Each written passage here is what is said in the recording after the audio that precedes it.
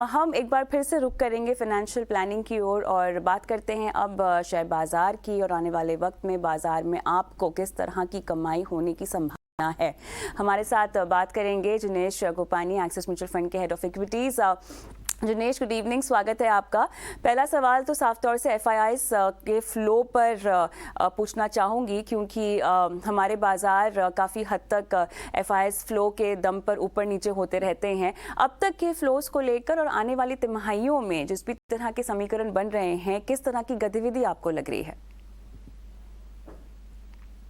जो अच्छी साइन है, यूएस के यील्ड करेक्ट हो गए एंड वो हिसाब से अगर आप देखिए जनरली उसी अगर आप देखिए लास्ट 10 से 15 दिन में अपने अच्छा खासा फ्लो देख रहे हैं इमर्जिंग मार्केट में, और इंडिया को भी उसका बेनिफिट मिल रहा है। और अगर आप इंडिया की बात करें, ऑयल बिलो $100, आई थिंक इंडिया की पोजीशन में है, कंट्रोल में रख सकती है, रुपये की डिप्रिसिएशन ज्यादा नहीं हो रही है। और अगर आप अर्निंग्स भी देखें, जो Q2 नंबर्स आए हैं, आई थिंक मोर और लेस अच्छे हैं। So I think India is in good shape. जहाँ यूएस स्लो डाउन हो रहा है, चाइना स्लो डाउन हो रहा है, यूरोप में प्रेशर है एनर्जी प्राइसेस के को लेके, आई think India is like an oasis in this gloom and Doom world. So I think if we keep our momentum going, अगर GDP growth continue रहती है, industry credit growth continue रहती है, I think momentum ground में काफी decent है। I would not say बहुत अच्छा है, but काफी decent है। Government spendings are going well. I think net I would say market is in good shape for India. Jinesh, SIPs की बात करते हैं। देखिए, बाजार में उतार चढ़ाव है। इस पूरे साल हमने देखा कि एसआईपी के जरिए जो निवेशकों ने पैसे लगाए होंगे उन्हें कुछ खास मुनाफा तो मिला नहीं है। लेकिन अब सवाल यहाँ पर रहता है कि जो हमने रिकॉर्ड हाईज पर एसआईपी के आंकड़े आते हुए देखे हैं ना कहीं ये बात साबित करते हैं कि निवेशकों का भरोसा अभी भी बना हुआ है। लेकिन ये भरोसा कब तक बना रहेगा, इस पर अब बहुत बड़ा सवाल है। निवेशकों का मनोबल क्या आने वाले वक्त में टूट सकता है? आपके एफडी रेट्स बहुत कम हो गए थे लास्ट 2-2.5 साल में, जिसके वजह से आपको जो कैपिटल पे इंटरेस्ट बन रहा था बहुत कम बन रहा था। एंड ऑल्टरनेटिव जो इन्वेस्टमेंट था during Covid period was equity markets, and hence हमने देखा है कि काफी लेवल ऑफ फ्लो, जो नए अकाउंट्स खुले, नए डीमैट अकाउंट्स खुले, आई थिंक काफी हद तक वो उसके वजह से हुआ है। एंड इसीलिए आपने देखा एसआईपी फ्लोज भी काफी स्ट्रॉन्ग है और कंटिन्यू है। आई थिंक जैसे इंटरेस्ट रेट्स थोड़े और बढ़ जाएंगे 100 to 150 basis point, I think challenge तभी होगा और देखना पड़ेगा whether this SIP flows continues like this. हमारा अनुमान है शायद थोड़ा लमसम फ्लोज कम हो जाए, लेकिन एसआईपी कंटिन्यू रह सकता है, बिकॉज 12 महीने में रिटर्न नेगेटिव दिख रहा है। आई थिंक लॉन्गर टर्म अगर आप देखें, कोई भी 5 साल 10 साल का आप कोई भी पीरियड देखें, I think market has ended up giving you more returns than the inflation. और इन्फ्लेशन जो जगह पे है आज, आई थिंक 6 से 7% इन्फ्लेशन जो बताया जा रहा है, I think you need to beat them if you want to have a positive return on capital. So I think to that extent ऐसा लग नहीं रहा है कि निवेशकों को डरना चाहिए। I think long term investment करिए।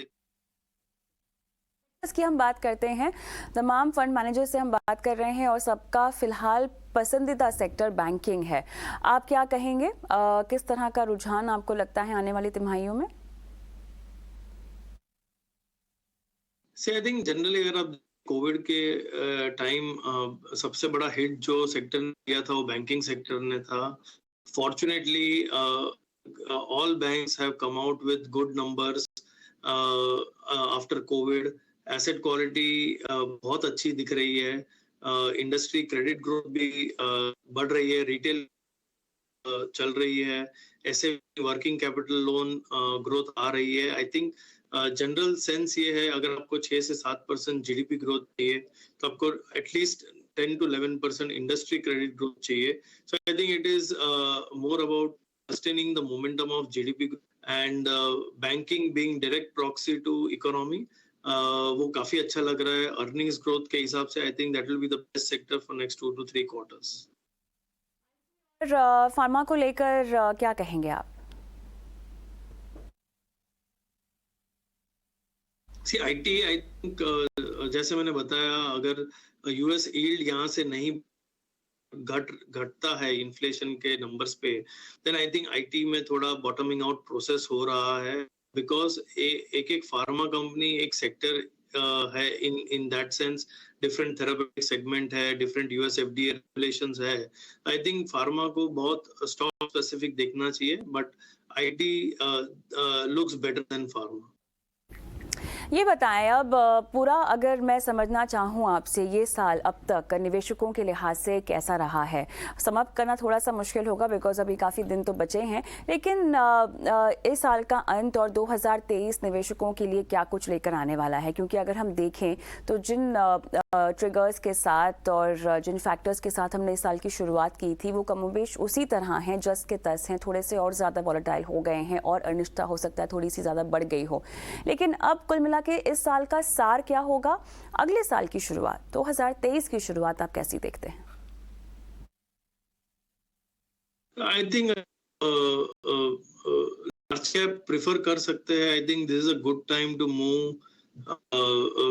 क्लियरली जैसे आपने बताया कि मिड कैप स्मॉल कैप के वैल्यूएशंस हाई, नंबर्स इतने अच्छे नहीं आए हैं जैसे एक्सपेक्टेशन था, तो क्लियरली वहाँ दिक्कत हो सकती है अगर थोड़ा स्लो डाउन आ जाता है तो। सो आई थिंक अगर इन्वेस्टर्स लार्ज कैप की तरफ ज्यादा ध्यान दे, I think they are doing well, उनके नंबर्स अच्छे आ रहे हैं एंड री रेटिंग भी हो सकती है अगर एफआई फ्लोज आ जाए। अगर देखिए लास्ट 15 से 18 महीने में FI $1 billion from the market, उसका थोड़ा परसेंटेज आ गया, then I think large cap में काफी अच्छा मूव आ सकता है। Valuation wise large cap is looking much better than mid cap small cap. Shailesh, बहुत बहुत धन्यवाद, आपने समय निकाला और इतने विस्तार से बाजार की चाल और निवेश में क्या बदलाव करने चाहिए इस पर दर्शकों को गाइड किया। हम रुकेंगे एक ब्रेक के लिए, लेकिन कि उस पर दर्शकों के सवालों के जवाब हम देंगे शो पर, और अपने सवाल आपको कहां भेजने हैं। एक व्हाट्सएप नंबर है जो आपको बता रहे हैं, और इस नंबर पर आपको अपने सवाल हमें छोड़ने हैं 9671987357, और इस नंबर पर अपने सवाल, जो भी आपका निवेश पोर्टफोलियो है उसकी जानकारी हमें दीजिएगा और हम आपके सवाल को शो में शामिल करेंगे। मिलते हैं ब्रेक के बाद।